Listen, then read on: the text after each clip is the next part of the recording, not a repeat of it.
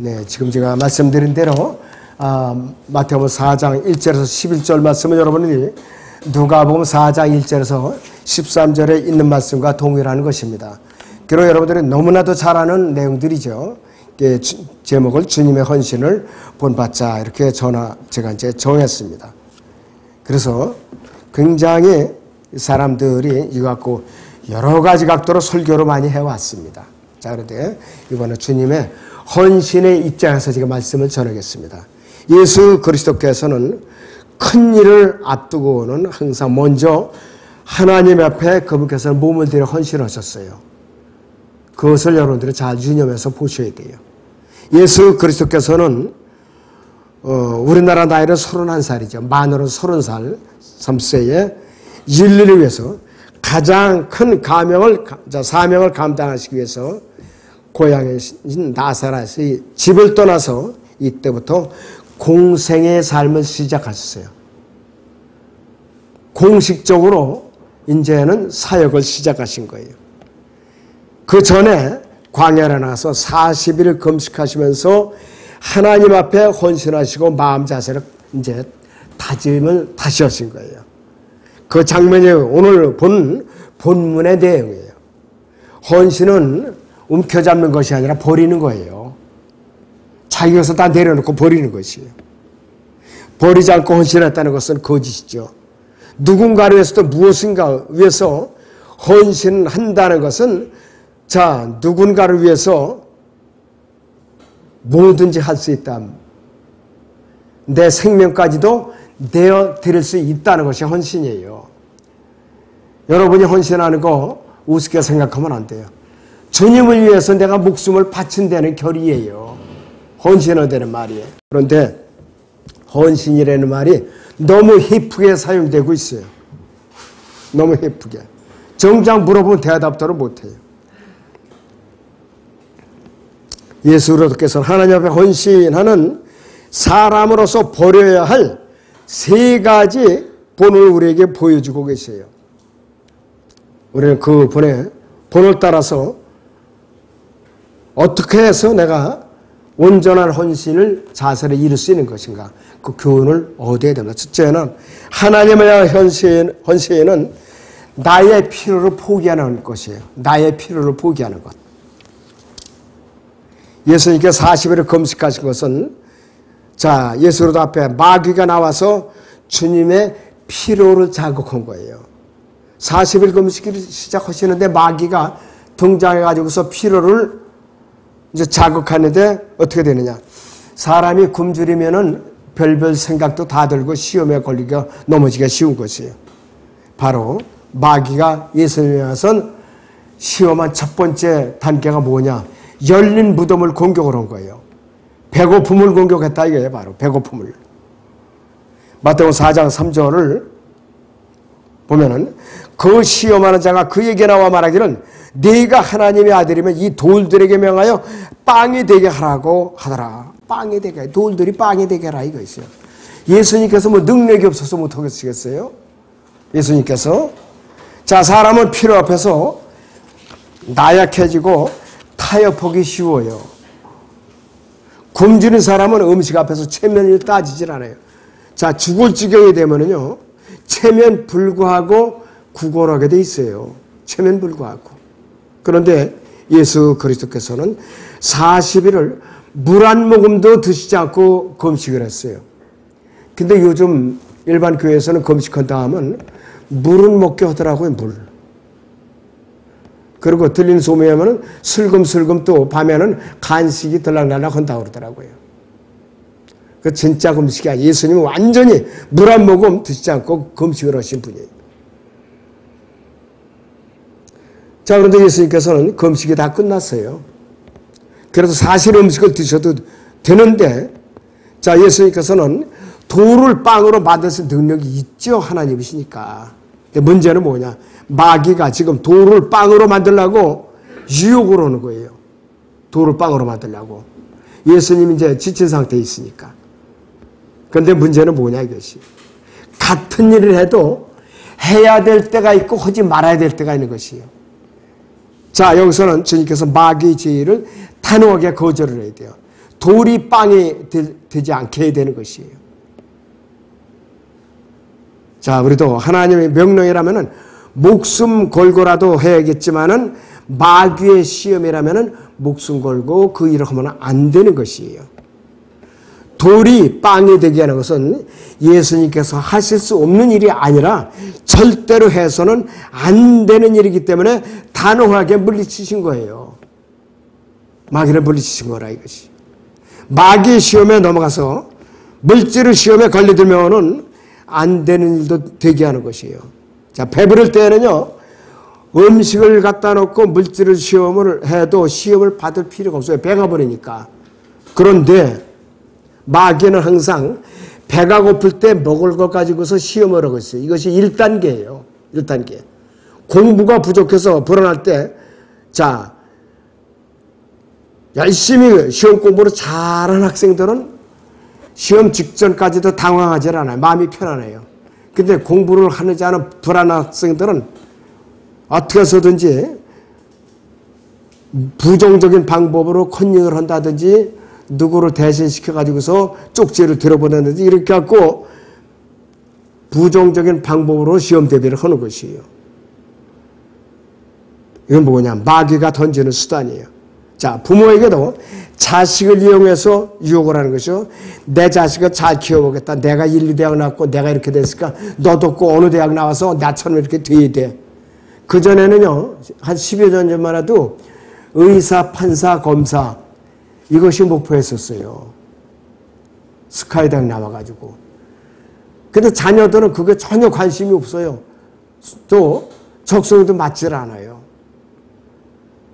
그것이 우리나라 현실이었던 것이에요.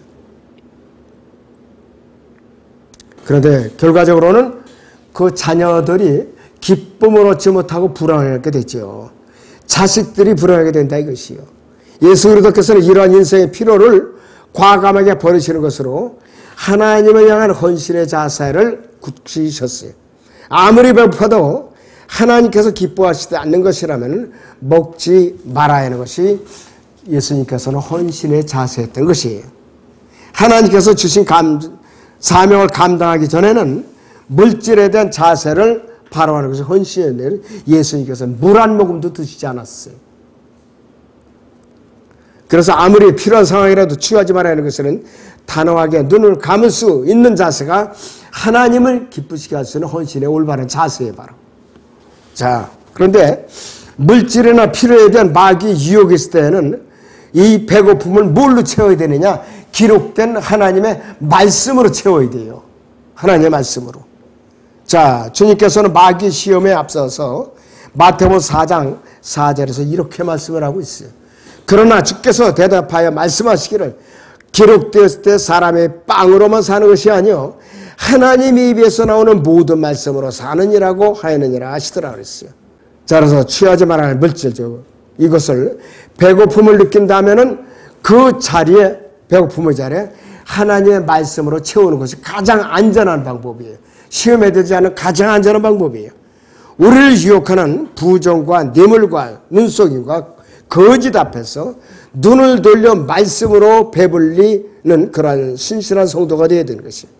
자, 그렇게 하면은 하나님께서는 여러 가지 풍성한 것으로 우리의 일마다 채워주시고 여러분들의 앞날에 복을 주실 거예요. 그 다음에 하나님을 향한 헌신은 두 번째는 어떤 것이냐? 나의 명예를 포기하는 거예요. 나의 명예를 포기하는 것. 마귀는 배고픔으로 시험을 이제 걸었었죠. 돌이 빵이 되게 하라. 실패하니까 두 번째 이제 도전을 한 거예요. 예수님은 성전 꼭대기에 올려 세우려고 이렇게 부추겼던 것이에요. 마태복음 4장 6절을 보면 네가 하나님의 아들이면 뛰어내려보라. 기록되었을 때 그분께서 너를 위하여 자기 천사들에게 명하시리. 그들이 손으로 너를 받들어서 어느 때라도 너희 발의 돌에 부딪히지 않게 하시리라고 하였느니라. 이렇게 또 붙이고 있는 것이. 마귀가 첫 번째 시험에서는 본능적인 필요를 시험했죠. 먹는 거 가지고. 두 번째 시험은 명예라는 시험을 들고 나왔던 거예요. 명예. 자, 사람이 본능 앞에서 약해지는 만큼이나 약해지는 것이 또 명예예요. 다른 사람이 나를 얼마나 알아주느냐. 문제 앞에서 사람들은 약해지죠. 자, 사람들이 나는 명예를 먹고 사는 사람이다. 내 명예가 실추되면 난 죽은 목숨이다. 이런 사람들이 많이 있어요. 상당수가 있습니다. 자, 그래서 젊은이들은 나 자신의 이름이 알려지는 것은 물론이고 돈도 많이 벌 수 있는 유명한 직업을 많이 선호하고 있어요. 그 사람은 누구나 자신의 이름, 자, 자신의 이름이 나는 것을 좋아한다. 이거 싫어하는 사람 없어요. 자, 그래서 신실한 그리스도인은 노벨상과 같은 유명한 상이나 바라보는 것이 명예라고 생각해서는 우리는 큰 오산이에요. 잘못이라 이것이요. 요즘 노벨상은 돈으로 얼룩져가지고 엉망진창이에요. 특별히 평화상, 노벨 평화상. 저는 어떻게 알았냐면은 우리나라에 저 돌아가신 대통령이 있어요. 햇빛 정책 쌌던 사람. 그 사람은 북한에 죽은 김정일이. 둘이 공동으로 가서 노벨상을 이제 받으러 한 사람은 안 갖고 한 사람은 가서 가져왔어요. 그냥 갔느냐? 주머니를 차가지고 왔죠. 바쳤어요. 그래서 거기서 저는 확증을 하고 노벨상 이 상이 썩었구나 완전히. 어? 진정한 노벨상이 아니에요. 더 이상 이제 완전히 돈을 주고받는 상이지. 올림픽은 말할 것도 없고, 그리고 소치 동계 올림픽 것도 없고, 김연아가 분명히 금메달이 역력해요. 누가 아마추어들이 봐도. 근데 러시아 사람한테 줘버리고 말았죠. 그런데 요즘 와서 아무리 떠들어봤자 이미 끝난 건데 소용없는 거예요. 자, 그렇게 세상은 부정으로 들끓고 있다 이것이에요. 그러면 그 메달이 뭔지, 그게 명예가 뭔지 말이에요. 그 사람은 그런데 본능이 명예를 좋아하는 존재라고 그래요. 명예를 좋아하는 존재. 그래서 마귀가 예수 그리스도를 명예를 유혹한 것을 두 번째 시험에서. 그러나 진정한 명예는 사람이 알아주는 데 있는 것이 아니라 하나님께서 인정하시는 이름에 있는 것이에요. 하나님께서 그 사람을 알아주는 게 명예예요, 바로. 자, 마태복음 4장 7절을 다시 보시면은 예수께서 그에게 말씀하시기를 또 기록되어 있을 때 너는 주 너의 하나님을 시험하지 말라 그랬어요. 너는 주 너의 하나님을 시험하지 말라 했어요. 그래서 이 신실한 그리스도인은 자신의 이름을 빛내려고 하나님을 시험하는 죄를 보면서는 안 돼요. 큰일 날 소리예요, 이것은. 신실한 그리스도인은 자신의 이름을 빛내려고 하나님을 시험하는 죄를 지어서는 안 된다 이것이요. 자신의 이름을 흔들리게 하는 사람은 하나님께 진정으로 헌신된 사람이 아니다 이것이요. 주일날마다 이 강단 앞에 나와서 무릎 꿇어 엎드리고 헌신할지라도 이런 것이 드러나는 사람은 진정한 헌신된 사람이 아니라 이것이요. 가짜 헌신자라 이것이요. 자, 그래서 예수 그리스도의 위치는 본래가, 그분께서는 본래가 위치가 성전의 꼭대기예요. 왜? 그분께서 우리의 머리이죠. 교회의 머리예요. 그러니까 교회는 성전 아닙니까? 자, 성전의 꼭대기는 누가 계세요? 예수님이 계시는 거예요. 그래서. 자, 그래서 마귀에는 예수 그리스도를 성전 꼭대기에 세우고 나서 뛰어내리라고 종용을 하고 있었던 거예요. 왜 마귀가 예수님은 성전 꼭대기에서 뛰어내리라고 요구를 했는가 이것이요. 모든 사람들이 쳐다보니까 명예를 얻을까 해서 그랬던 거예요. 만약 너희가 뛰어내리면 하나님께서 천사들을 보내 발이 땅에 부딪히지 않게 받아내리실 것이요. 그러면 사람들이 너를 인정할 것이라는 것이라 이것이.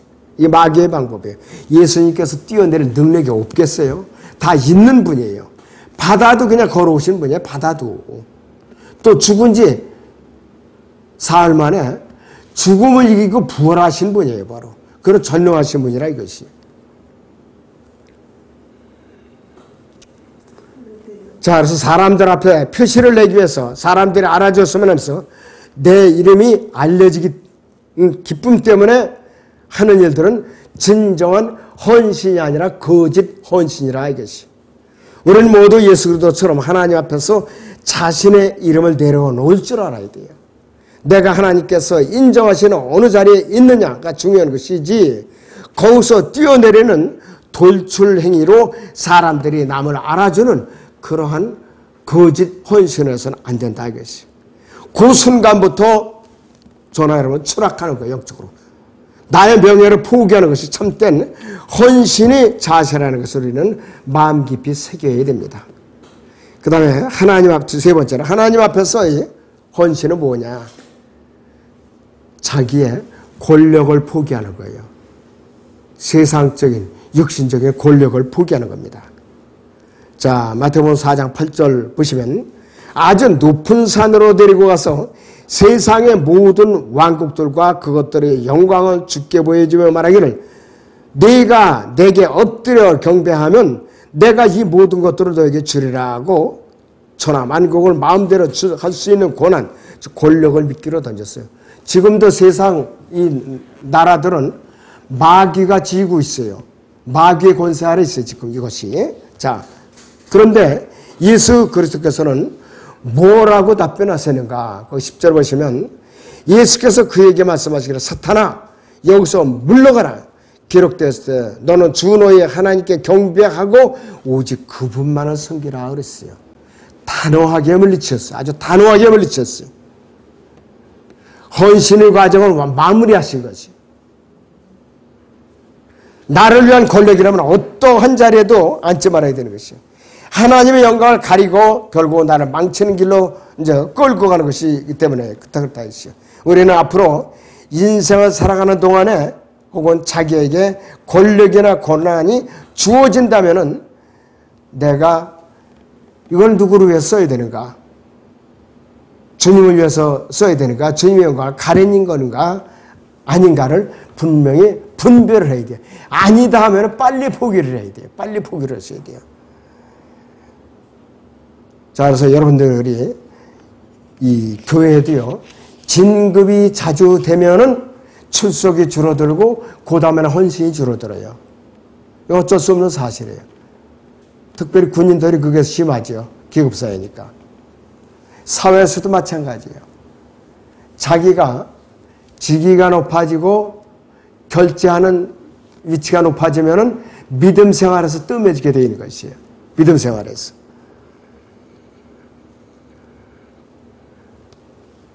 그래서 헌신된 사람만이 이 끊임없는 마귀의 시험을 갖다가 단호하게 물리칠 수가 있어요. 이것이 바로 불길 같은 시험이에요. 뭐 불 속에 던져서 화상을 입어서가 불길 같은 시험이 아니라 이런 자체가 매 순간마다 우리에게는 불길 같은 시험이라 이것이 바로 불길 같은 시험이에요. 예수 그리스도께서 이 세 가지 온전한 헌신을 하나님 앞에 엎드렸을 때에 마귀가 주를 떠나고 보라 천사들이 와서 주를 섬겼다 그러잖아요. 천사들이 와서 주를 섬겼다고 말하고 있어요. 그래서 온전한 헌신을 하나님 앞에 드려야 되는 바로 그 자리에 승리가 있게 되고 하나님께서 보장하시는 내일이 기다리고 있는 것이에요. 온전한 헌신으로 참된 승리의 삶을 살아가는 우리는 신실한 성도들로서 주님께서 오셨을 때 그 모습으로 발견이 되도록 우리는 애를 써야 되는 것이에요. 그래서 주님께서 너 헌신을 했느냐? 헌신이 뭔데요? 너 아직도 헌신도 안 배웠냐? 만약에 그런 질문을 그런 대답을 한다면 난감한 상황이 부닥칠 거예요. 아무쪼록 주님 앞에 대면했을 때에 내가 어떻게 난처한 상황을 피할 수 있는가? 그걸 여러분들이 매 순간마다 준비를 해야 됩니다. 그래서 오죽하면 이걸 갖다 불길 같은 시험에도 비유할 수가 있는 것이에요. 자, 이 육신의 정욕이죠. 먹는 거, 물리칠 수 있는 거. 그 다음에는 내가 명예의 이 시험, 권력의 시험, 다 여러분들이 물리칠 수 있고 주님께만 모든 역량을 집중하시기 바랍니다. 기도하겠습니다.